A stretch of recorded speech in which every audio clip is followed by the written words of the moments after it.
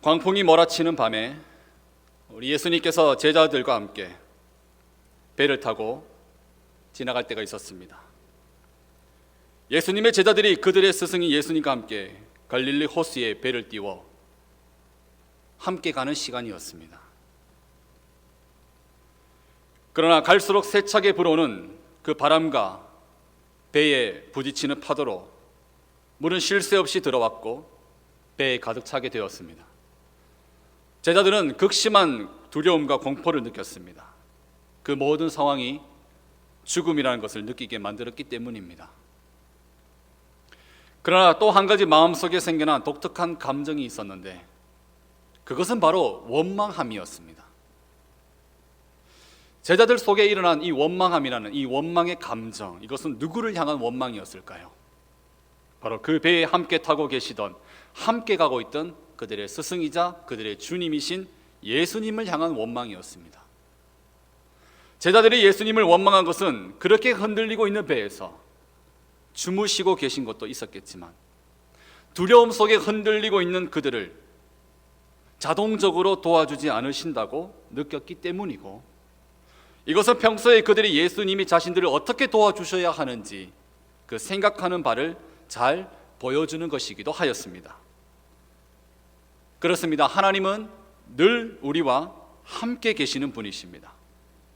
이것은 변치 않는 사실이고 또한 진리라고 말할 수 있는 것입니다.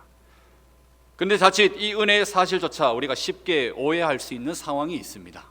그것은 하나님이 나와 함께 하시지만 하나님께서 나에게 나타나시는 타이밍과 내가 도움을 간절히 원하게 되는 그 타이밍이 늘 일치하지는 않는다는 것입니다.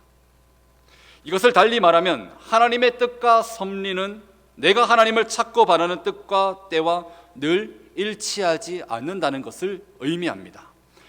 그래서 우리는 전능하신 하나님께서 언제 어디서나 내 곁에 자동으로 나타나길 바라지만 그렇게 되지 않을 때에 실망하며 하나님을 향한 원망이 곧바로 생기게 됨을 보게 된다는 것입니다. 아마 이러한 순간과 상황을 겪어보셨으리라 생각합니다. 그래서 오늘 우리는 참 유명한 성경의 표현이자 또한 찬양곡의 제목이기도 한 이 다니엘서에 나오는 그렇게 하지 아니하실지라도, 그리 아니하실지라도, 하나님께서 나에게 그렇게 하지 아니하실지라도의 이 신앙에 대해서 나누어 보고 또 생각해 보고자 합니다. 여러분, 하나님의 주권이라는 것은 그분만이 가지고 계시는 절대적으로 고유한 공의와 뜻과 권한을 의미합니다. 하나님의 절대 주권은 절대 그 우선순위가 우리로부터 시작되는 것이 아닙니다. 우리의 필요와 우리의 상황에 따라서 움직이시는 하나님이 아니라 이미 세우시고 펼쳐놓으신 그분의 섭리와 세계 안에서 우리들의 삶은 만들어져 가고 있다는 것입니다. 그래서 모든 것은 다 하나님의 뜻이 우선이고 먼저입니다. 그러나 오해하지는 마시길 바랍니다. 내가 원하는 도우심과 나타나심이 없을지라도 그가 나를 사랑하지 않으심이 아니요, 그분은 여전히 나를 매우 깊이 그리고 영원히 사랑하고 계신다는 것입니다. 이것을 확신하고 누릴 수 있는 신앙이라면 우리도 폭풍이 치는 그 광야 속에서 결코 흔들리지 아니하고 우리 주님을 똑바로 바라볼 수 있을 것입니다. 이 은혜의 마음을 담아서 우리 옆에 사람과 함께 인사를 했으면 좋겠습니다. 주님이 지금 함께 계십니다. 네, 다시 한번 인사하겠습니다. 그리 아니하실지라도 주님을 바라봅시다. 할렐루야, 아멘입니다. 나라의 모든 종교 역술인들과 지혜자들에게 자신의 꿈을 말해주지 않고 해석하라 하며 모두를 죽이려 했던 느부갓네살 왕의 꿈은 오직 그 꿈을 해석하고 풀어낼 수 있었던 하나님의 지혜를 가지고 있던 다니엘에게 의해서 알려지고 그리고 풀어지게 되었습니다. 그 꿈의 내용은 큰 신상에 대한 것이었습니다. 그 신상은 금으로 된 머리, 은으로 만들어진 가슴과 두 팔, 노수로 만들어진 배와 넓적다리, 그리고 종아리는 쇠요, 그 발에 얼마나 쇠이나 진흙으로 섞여 있었던 모습이었습니다. 이것은 지금 세워져 있는 바벨론이 수많은 나라들을 정복하여 세워진 나라이기에 금으로 된 머리를 가리키고 있는 것이었고, 가슴과 넓적다리로 내려가면서 재료가 바뀌고 있는 것은 바벨론이 머리이며 금이라 할지라도 그 나라는 반드시 끝이 있고 계속해서 새로운 성질의, 새로운 형태의 나라들이 세워지고 무너지며 이 세상은 앞으로 지금과 다르게 흘러갈 것을 예고한 꿈이자 하나님의 예고였습니다. 하지만 꿈의 내용은 이것이 전부가 아니라 그 다음 나오는 것이 있었죠. 손대지 아니한 돌, 사람의 힘과 뜻으로 주어지지 않은 그 권세의 한 돌이 날아와서 그렇게 세워지고 있는 신상을 부수게 되나, 오히려 그 돌은 태산을 이루어 온 세상에 가득하게 될 것을 예언하므로 그 꿈은 해석되고 그리고 끝이 났습니다. 이 땅에 인간의 권세와 나라의 힘이 아무리 강하고 영원한 것처럼 보일지라도 하나님의 권세는 그 모든 역사를 깨부수고 예수 그리스도를 통해 하나님의 나라가 온 세계 만방에 굳게 세워지는 때가 올 것을 말해주는 것이었습니다. 정확한 꿈의 내용과 그 해석 앞에 느부갓네살이 어떻게 되었을까요? 그는 그 자리에서 다니엘에게 엎드려 절하기까지 너무나 놀라워하며 다니엘 뒤에 서 계시는 여호와 하나님의 권능에 압도되어 버립니다. 이때 느부갓네살 왕이 고백한 내용이 있습니다. 우리 다니엘 2장 47절 말씀 우리 앞에 보시면서 같이 한번 읽어보도록 하겠습니다. 왕이 대답하여 다니엘에게 이르되 너희 하나님은 참으로 모든 신들의 신이시요 모든 왕의 주제시로다. 내가 능히 이 은밀한 것을 나타내었으니 내 하나님은 또 은밀한 것을 나타내시는 이시로다.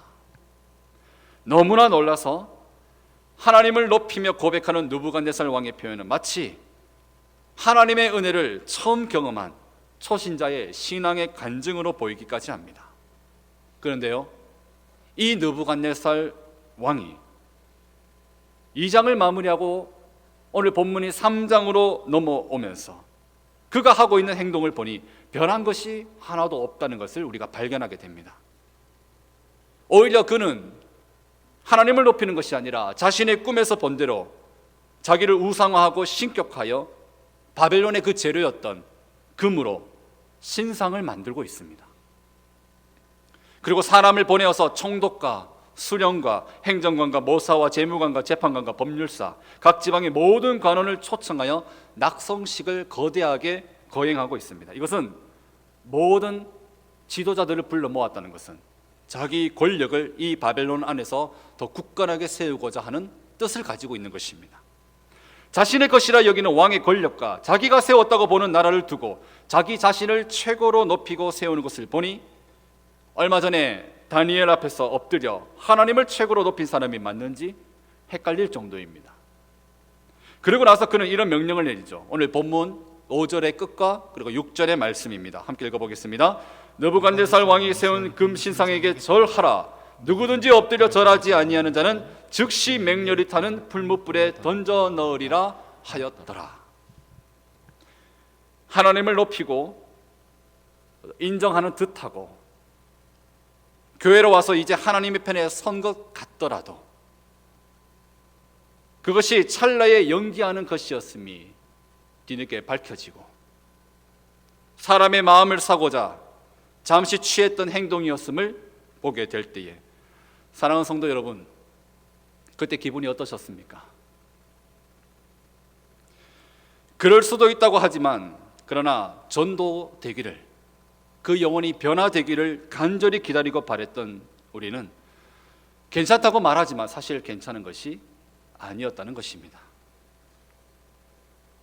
그런데요, 이런 일과 함께 우리는 단지 한 사람뿐만이 아니라 대부분의 모든 사람들이 결국 자기 자신만을 위해 살아가고 있다는 것을 우리는 세상 속에서 계속해서 발견하게 됩니다. 왕이 세운 금신상과 낙성식을 보고 신상을 대하는 자세를 명령한 왕이 만든 새로운 법을 듣고 나자 마치 이때를 기다렸다는 듯이 재빠르게 움직이는 사람들이 있었습니다. 오늘 본문 8절에서는 이들을 갈대아 사람들이라고 말하고 있습니다. 바벨론 지역 출신의 사람들을 갈대아 사람으로 부를 수 있습니다. 그렇다면 이들은 포로로 오게 된 유대인들과는 달리 그 나라에 살고 있던 본토 사람들이며, 우리로 말하자면 외국에서 온 이방인이 아닌 대한민국에서 처음부터 태어나 살던 한국인이었다는 말을 뜻하는 것과 같은 것입니다. 이들은 왕이 세운 금시상 앞에서의 법도를 듣고 나서 몇몇 유다 사람들이 왕의 명령대로 행동하지 않는 것을 보게 됩니다. 절하지 않으면 풀무불이라는 용광로에 집어넣어 버리겠다는 명령을 어기고 있는 이들은 자기들과 같이 왕 아래에서 같은 관원으로 섬기고 있는 사람들이었습니다. 그런데요, 만약 이 갈대아 사람들이 왕의 엄명을 어기고 있는 유다 사람들을 볼 때 이들을 도와줘야 되겠다, 이들을 도와주어 목숨이 위태롭지 않게 잘 타일러줘야 되겠다고 여겼다면 여러분 어떻게 하겠습니까?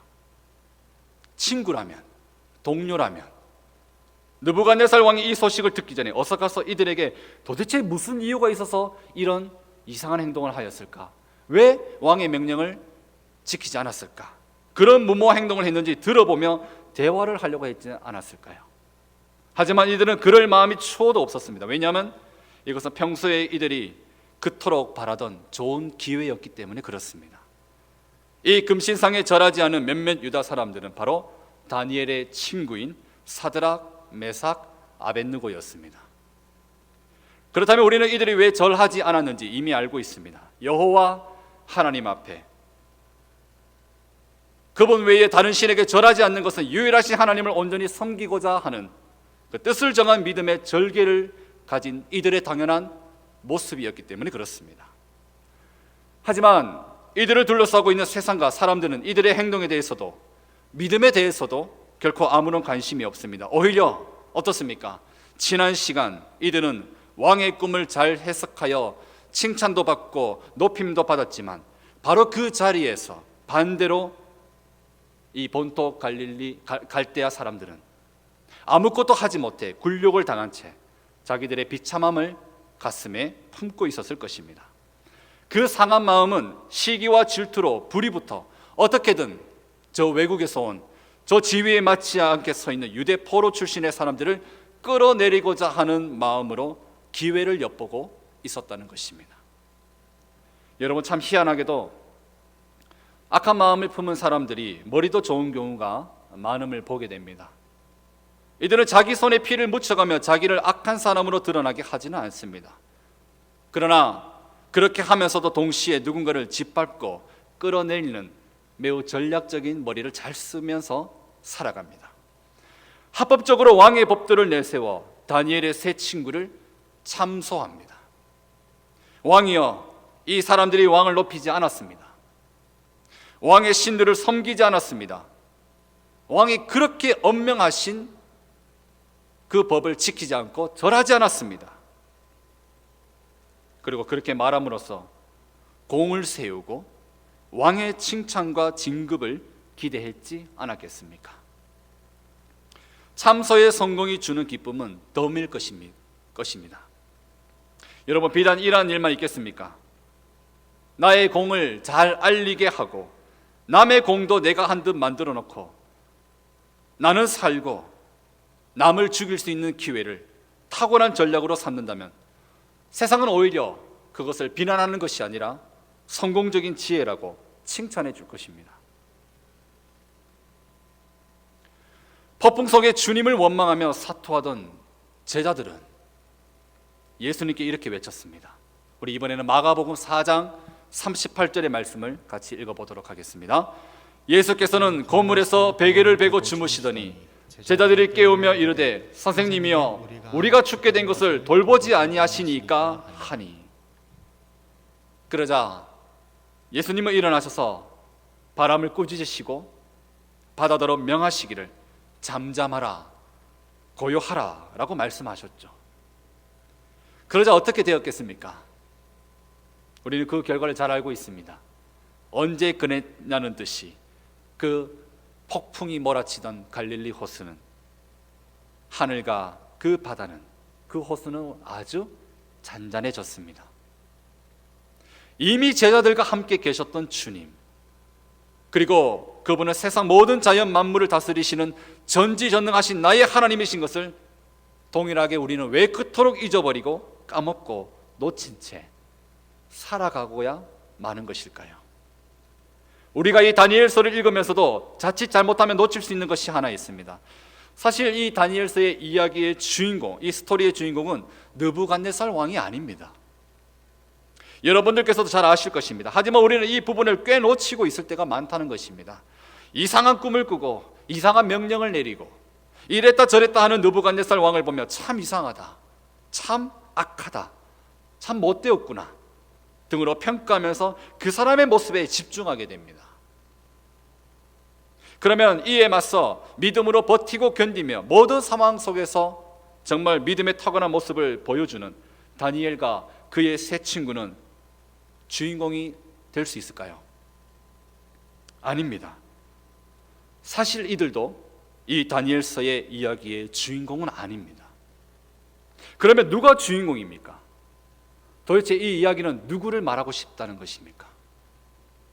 여러분, 바로 여호와 하나님께서 바로 이 이야기 전체의 주인공이 되십니다.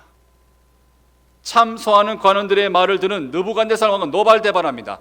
자기의 명령을 어겼다는 것을 단순히 법을 어겼다는 것으로만 받아들이지 않습니다. 내가 가장 높은 권력자인데, 내가 이 바벨론 제국의 왕인데 감히 누가 나를 이길 수 있겠냐는 그 자기 교만함과 오만함을 다 보여주는 장면입니다.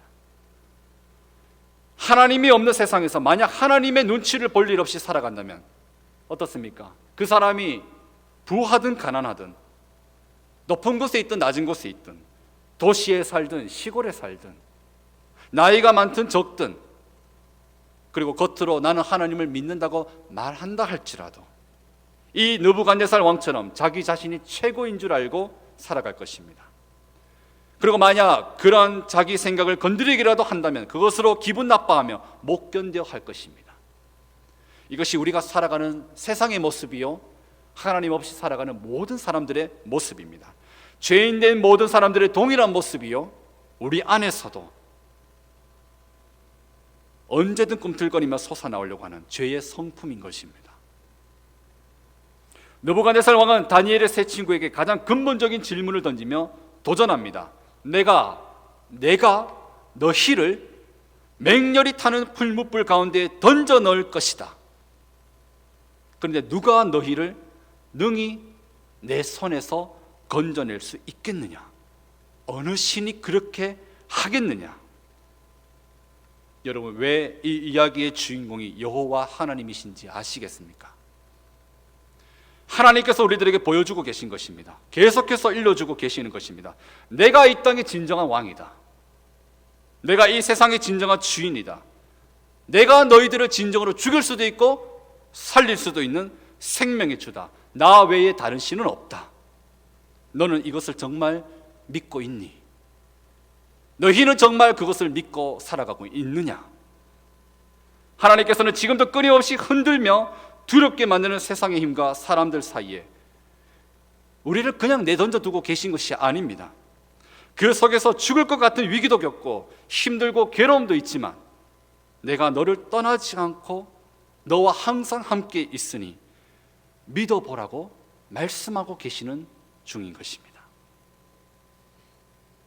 그러니 이 이야기 속에 질문도 느부갓네살 왕이 하고 있고 목숨을 위협하며 겁과 두려움을 주고 있는 것도 느부갓네살 왕으로 보이지만, 그러나 사실 너희를 내 손에서 건져낼 신이 누구이겠느냐고 던지는 이 질문은 바로 여호와 하나님께서 다니엘의 세 친구를 향해 던지는 근본적인 질문이라고 할 수 있는 것입니다. 하늘과 바다를 향해 잠잠하게 하신 예수님께서는 제자들을 돌아보시며 이렇게 말씀하셨습니다. 마가복음 4장 40절 함께 읽어보겠습니다. 이에 제자들에게 이르시되 어찌하여 이렇게 무서워하느냐? 너희가 어찌 믿음이 없느냐 하시니. 사랑하는 성도 여러분, 하나님을 믿는 믿음이라는 것은 내 삶 속의 한 부분을 채워넣는 조각이나 작은 인생의 한 경험이 아닙니다. 그것은 내 삶의 모든 것, 내가 살아가고 있는 이유여야 하며 이것은 나의 생각과 뜻을 주관하는 절대적인 것이 되어야 합니다. 그렇지 않다면 우리는 하나님을 무조건 나의 입장에 묶어둘 것입니다. 하나님께서 무조건 나의 편이 되어주신다는 생각은 맞는 것이지만, 그러나 이것은 어디까지나 나를 사랑하시는 하나님의 약속에 기반한 하나의 표현입니다. 그렇다고 내가 원하는 결과대로 하나님이 움직여 주실 것이라는 주관적 확신이 믿음이 된다면 우리는 상황과 결과에 따라 내 믿음의 여부를 결정할 것입니다. 내 인생의 결과가 좋지 않으면 하나님은 살아계신 것이 아니라고 말할 것입니다. 다니엘의 세 친구 사드락, 메삭, 아벳느고가 그 질문 앞에 보인 첫 번째 반응이 무엇인지 아십니까? 우리 16절 말씀 같이 한번 읽어보도록 하겠습니다. 사드락과 메삭과 아벳느고가 왕에게 대답하여 이르되 느부갓네살이여, 우리가 이 일에 대하여 왕에게 대답할 필요가 없나이다. 생명이 주께 있음을 고백한다는 것은 뻔한 질문이니 대답할 필요가 없다는 것입니다. 그리고 이들은 두 번째로 하나님이 정말 살아계신다면, 하나님이 정말 살아계시다면 그가 우리를 능히 건져낼 수 있습니다. 우리를 구원하실 것입니다 라고 대답합니다. 참 멋있지 않습니까? 당연히 그래야죠. 맞습니다. 이게 정말 잘 대답하는 믿음의 대답이 맞습니다. 그러면요, 우리가 이렇게 확신 있게 믿음의 대답을 했으면 이제는 우리가 기다리는 것이 있죠. 이제 하나님의 차례가 그 다음입니다. 그 대답대로 우리를 환난에서 건져내어 주시면 이거야말로 좋은 순서요, 좋은 과정이요, 정말 좋은 간증이 될 것이고 믿음의 표본도 될 것이고 세상에 하나님을 널리 알리며 영광 돌릴 만한 최고의 순간이 되지 않을까요? 하지만 사실 이 질문에 대답조차 잘 못하는 것이 우리들의 삶입니다. 왜 그럴까요? 만약 하나님이 살아계시지 않는다면, 만약 아무 일이 일어나지 않아서 나는 죽임을 당하고 지금까지 모든 것이 다 짓밟히고 모욕을 당한다면 어떡하나 입니다. 즉 죽고 싶지는 않고 부끄러움도 당하기도 싫다는 뜻입니다. 사랑하는 성도 여러분, 알고 보니 세상이 우리를 흔들어서 믿음이 약해지는 줄 알았는데 본래 약한 우리들의 믿음이 흔들리는 세상에서 드러나고 있는 것은 아닐까요? 세상이 약해서, 세상이 나를 흔들어서, 세상이 나를 유혹하고 세상이 나를 시험해서 내 믿음이 약해진 것일까요? 내가 일이 잘 풀리지 않아도, 시험에서 낙방해도, 취직이 잘 안 되어도, 이번 일이 실패하여도, 돈을 잘 못 벌어도, 진급을 못했어도, 그 힘든 일과 난관이 찾아오지 않았어도 하나님은 여전히 나의 주님이시지 않습니까? 그래서 우리는 오늘 본문 마지막 절에 그 멋있는 대답으로 끝이 나지 않고 한 대답을 더 하면서 정말 우리에게 정말 믿음은 무엇인지 도전해주는 이 말씀을 우리가 나누고자 하는 것입니다. 우리 본문 마지막 18절 같이 함께 읽어보도록 하겠습니다. 그렇게 하지 아니하실지라도 왕이여, 우리가 왕의 신들을 섬기지도 아니하고 왕이 세우신 금신상에게 절하지도 아니할 줄을 아옵소서. 아멘. 걱정하지 마십시오. 주님은 이 흔들리는 세상 속에 나를 고아와 같이 홀로 두지 아니하시고 나와 함께하고 계시며 내가 아파하던 그 순간과 힘들었던 그 광야의 길에서도 나를 떠나신 적이 한 번도 없으십니다. 이 세상의 진정한 왕이신 우리 주님만이 우리들의 영혼의 생명을 지금도 강하게 쥐고 계십니다. 그러니 오직 주님만 바라보시며 주님이 부르신 성도의 삶을 누구보다 힘있게 살아가시길 우리 예수님의 이름으로 간절히 축원합니다.